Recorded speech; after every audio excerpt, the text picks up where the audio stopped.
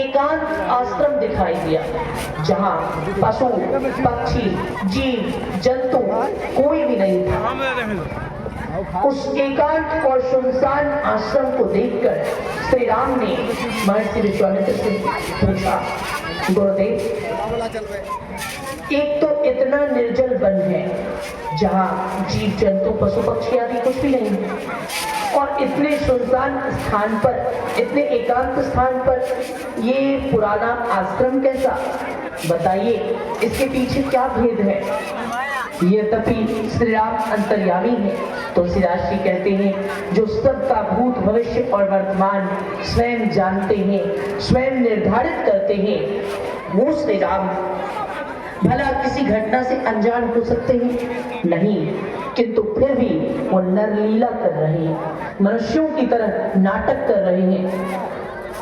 और अनजान की भांति गुरु विश्वामित्र से पूछते हैं, ये किसका आश्रम है गुरुदेव? और ये आश्रम इतना सूना क्यों हो गया है?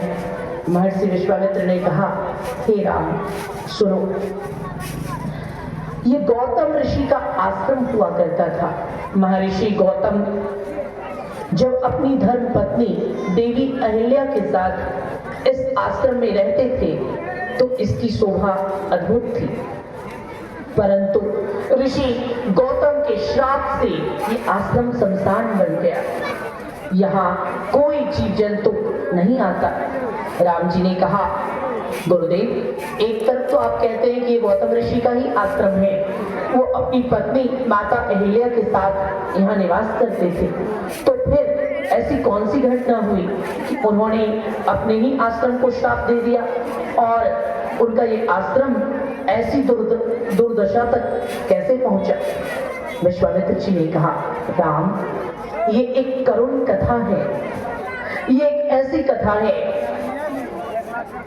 जिसमें एक पतिव्रता स्त्री के साथ छल हुआ है और उस छल के कारण उनके अपने ही पति ने उनका त्याग कर दिया, उनके अपने ही पति ने उनका साथ छोड़ दिया। राम, पति और पत्नी का संबंध विश्वास की डोर से जुड़ा होता है। यदि इस संबंध में विश्वास की वो डोर टूट जाए तो फिर संबंध में छेद होते विलंब नहीं लगता। राम, ये छल देवताओं के राजा इंद्र ने अपनी वासना पूर्ति के लिए किया था। कहते हैं, देवताओं का राजा इंद्र इस अहंकार में था, स्वर्ग की अप्सराएं, स्वर्ग की स्त्रियां जितनी सुंदर होती हैं उतनी सुंदर स्त्रियां तीनों लोकों में और कहीं नहीं होती। लेकिन सूर्यदेव और चंद्रदेव, इन दोनों ने इंद्र से कहा, हमने संसार की समस्त स्त्रियों को देखा है, अतः हे देवराज, हम ही बता सकते हैं संसार में सबसे सुंदर स्त्री कौन है।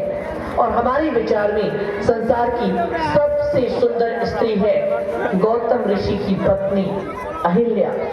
वो इतनी रूपवती है, इतनी सुंदर है, जिसके सामने आपके स्वर्ग के अप्सराओं की सुंदरता भी तुच्छ है।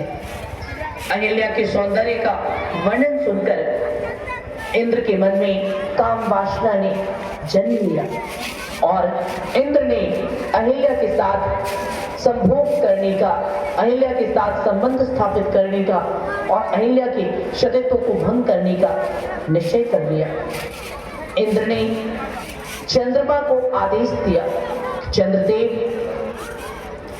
तुम शीघ्र जाकर अरुण सखा बनकर आज अर्धरात्रि में ही अपना स्वर देना। अरुण सखा मतलब मुर्गे को कहते हैं, आज का मुर्गा।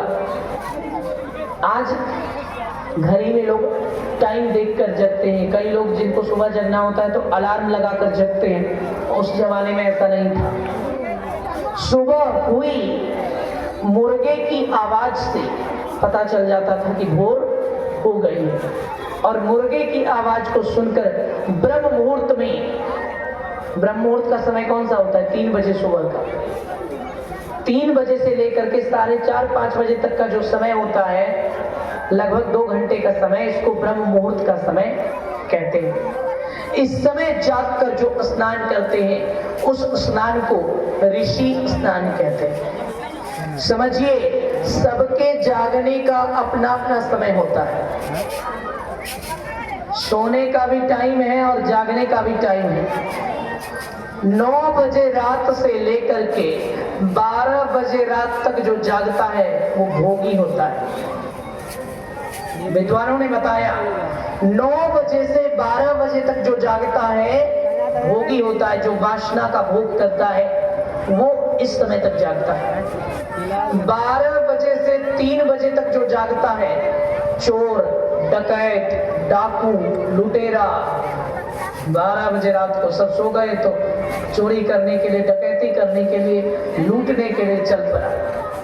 9 से 12 तक भोगी जागता है। 12 से 3 बजे तक कौन जागता है?